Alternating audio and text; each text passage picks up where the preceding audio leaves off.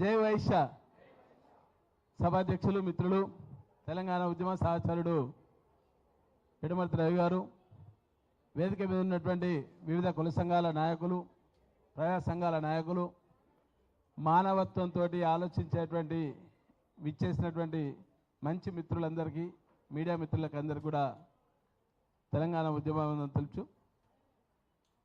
గుజరాత్ రాజస్థానీ మార్వాడి వ్యాపారి హటావో, తెలంగాణ వ్యాపారి బచావో అని ఒక నినాదంతో 15 రోజుల కింద ఎల్బీ నగర్లో ఒక పెద్ద ర్యాలీ తీయడం జరిగింది. దాంట్లో భాగస్వామ్య పక్షాలైనటువంటి స్వర్ణకారులు, చేనేత కార్మికులు, వైశ్యులం, ముఖ్యంగా వైశ్య సమాజం మార్వాడి చేతిలో నష్టపోయేటువంటి దాంట్లో కీలకంగా ప్రథమ స్థానంలో ఉన్నది తెలంగాణలో ఉన్నటువంటి వైశ్యులు, నిరుపేద వైశ్యులు. మా దాంట్లో చాలామంది వైశ్యుల్లో ఉన్నటువంటి కొంతమంది కూడా మార్వాడీస్ కూడా మన వాళ్ళే కదా, మనం వాళ్ళకు వ్యతిరేకంగా ఎందుకు చేయాలి, దానికి కొత్త రకంగా మాట్లాడుతూ కొంత బీజేపీకి అనుబంధంగా పనిచేసేటువంటి వాళ్ళు ఇది హిందుత్వ వ్యతిరేక శక్తులు చేస్తున్నటువంటి పోరాటం, దానికి మనం వైశ్యులం ఎందుకు బలి కావాలి అనే ఒక కొత్త స్ట్రాటజీని, అంటే తెలంగాణ ఉద్యమంలో తెలంగాణ రాష్ట్రం కోసం పనిచేస్తున్నప్పుడు నేపథ్యంలో కూడా చాలామంది రకరకాల ఈక్వేషన్స్ పెట్టి వాళ్ళ సొంత ఎజెండాస్ మాట్లాడినటువంటి నేపథ్యాన్ని మనం చూసాం.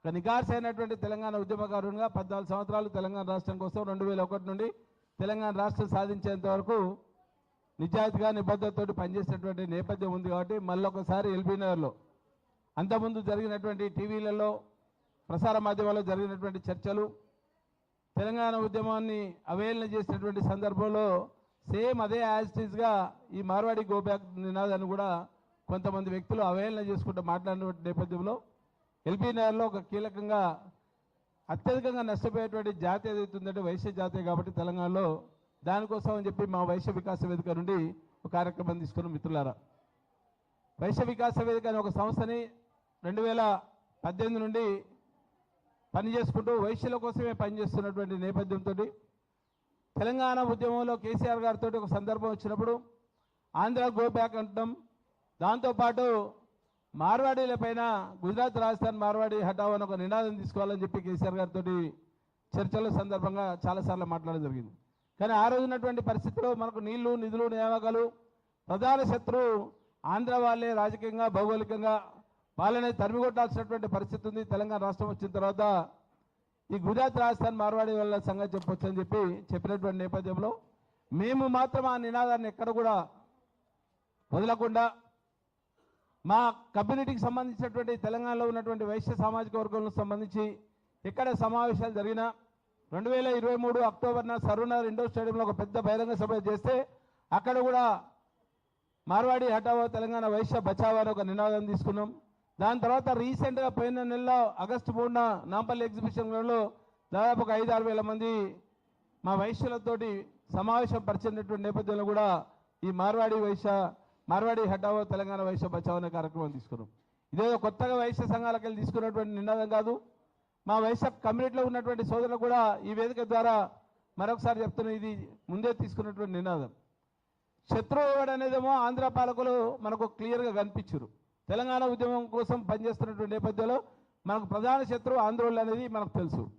కానీ శత్రువు కనిపించకుండా ఉండి మన ఆర్థిక వనరులన్నీ దెబ్బతీసేటువంటి శత్రువు ఎవడ అంటే మార్వాడి.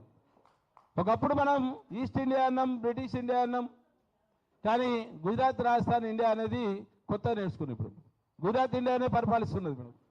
సరే, వైశ్య సమాజానికి వచ్చినప్పుడు మరి పూర్తిగా విశ్లేషించి చెప్పాలన్నటువంటి నేపథ్యంలో ఇక్కడ ఉన్న వాళ్ళకి చాలామందికి మనధర్మశాస్త్రం అంటే అది కొంచెం ఇబ్బందికరమైనటువంటి పరిస్థితి. ఆ మనవోడు మనధర్మశాస్త్రం ఏంద్రపై మళ్ళీ ఇది ఒక పంచాయతీ.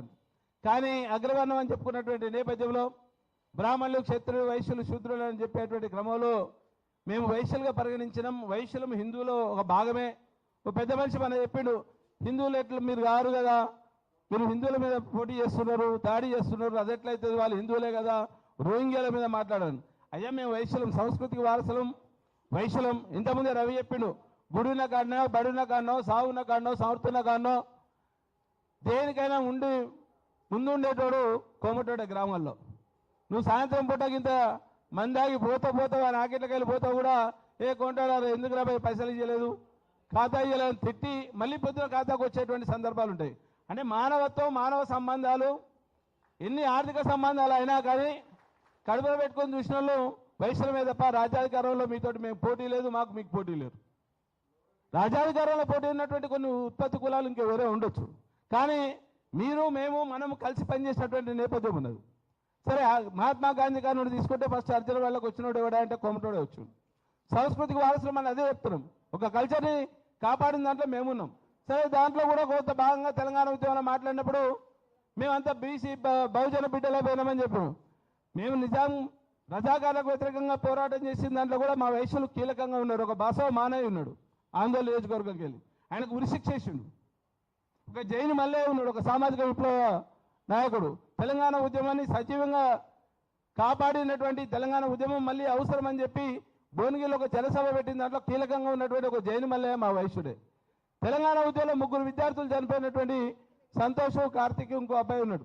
3 అబ్బాయిలు చనిపోయారు తెలంగాణ రాష్ట్రం కోసం సాధనలో. కీలకంగా ఎల్బీ నగర్లో కిరోసిన్ మోసుకున్న దాంట్లో మా హరీశన్నకు అగ్గిపెట్ట దొరికింది, అది దొరకలే, కానీ మాకైతే అగ్గిపెట్ట దొరికింది. నా చేతుల్లో శ్రీకాంతాచారి కూడా పోయిండు, మేమైతే అక్కడ పనిచేస్తాం. అంటే ఈ నేపథ్యంలో ఒక సమాజంలో పూర్తి స్థాయిలో పనిచేసిన దాంట్లో అద్భుతంగా కమ్యూనిస్టు నేపథ్యం ఉన్నటువంటి చాలా మంది కూడా రజాకార్లకు వ్యతిరేకంగా పనిచేసిన దాంట్లో వైశ్యులు కీలకంగా ఉన్నారు. వైశ్యులు ఒక గ్రామంలో వైశ్యులు ఉన్న కాడ డెఫినెట్ ఆ గ్రామ అభివృద్ధిలో పాటుపడతారు. ఆ గ్రామాన్ని మంచిగా చూసిన దాంట్లో కలగల్లాడేటువంటి నేపథ్యం ఉన్నటువంటి వైశ్యులు ఉన్నారు. లాభం కోసం, లాభాపేక్ష కోసం చేసినటువంటి వ్యాపారాలు తప్ప ఇక్కడ దోచుకున్నటువంటి వ్యవస్థ లేదు. కానీ మార్వాడి వ్యవస్థ కంప్లీట్ దోచుకునేటువంటి వ్యవస్థలో ఉన్నాడు. వాడు మమ్మల్నైనా మిమ్మల్నైనా వాడికి మనం చెప్తాం ఊర్లలో సామెత వస్తే ఏం చెప్తాం, ఇటు కట్టుకొని కంటే అధ్వానం రా అంటాం.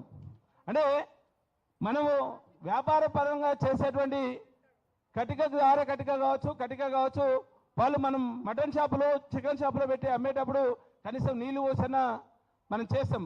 జనరల్గా హలాల్ అంటాం, లేకపోతే నీళ్ళు పోసి గొర్రెని బలిచ్చేటప్పుడు చేస్తాం. కానీ వీడు ఆ బలిగుడి ఏడు దేనికి రాడు. ఇంకొక పెద్ద మనిషి మాట్లాడు, మాధవిలత మాట్లాడింది, మనం సంస్కృతిని కాపాడేది వాళ్ళు. ఎక్కడ మా బల్కపేట ఎల్లమ్మకి వస్తావా, మాంకాల జాతరకు వస్తావా, లేకపోతే మైసిగడ్డికి వస్తారా? వీళ్ళు దేనికి రారు కదా. మనకానికి ఇయ్యం పొత్తులేదు, కంచం పొత్తులేదు. ఎలాంటి పొత్తులైనతోటి మనం ఎట్లా సంసారం చేయాలి? వాడు ఎట్లా మనోడవుతాడు? మనోడని చెప్పి మనమే మన దగ్గర ఉన్నటువంటి వాళ్ళే మాట్లాడుతున్నారు.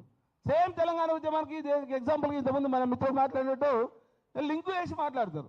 అరే అందరం కలిస్తేనే, అరే అందరం కలవచ్చు.